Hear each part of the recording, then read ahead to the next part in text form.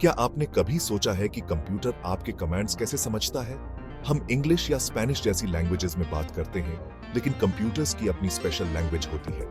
यह लैंग्वेज सिर्फ दो नंबर्स के सिंपल सिस्टम पर बेस्ड है, 0 और 1। यह एक सीक्रेट कोड की तरह है जो हमें इन कॉम्प्लेक्स मशीन से कम्युनिकेट करने देता है।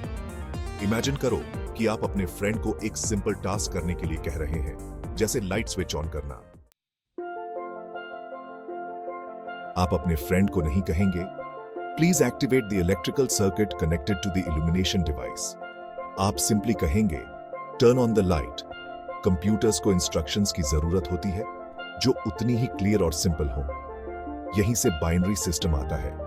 हर लेटर, नंबर और सिंबल जो हम यूज करते हैं, उसे जीरोस और वंस के यूनिक कॉम्बिनेशन में ट्रांसलेट किया जाता है। एक लाइट स्विच के बारे में सोचो।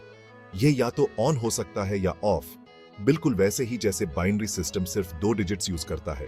1 ऑन को रिप्रेजेंट करता है और 0 ऑफ को रिप्रेजेंट करता है।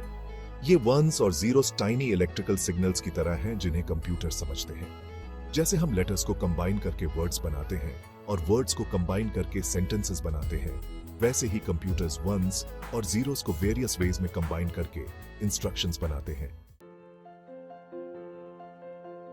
सिर्फ 2 नंबर्स का यूज क्यों?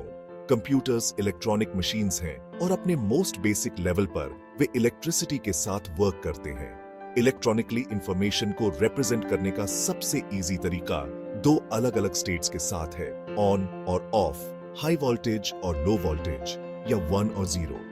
यही सिंप्लिसिटी बाइनरी सिस्टम को इतना पावरफुल और अडेप्टेबल बनाती है।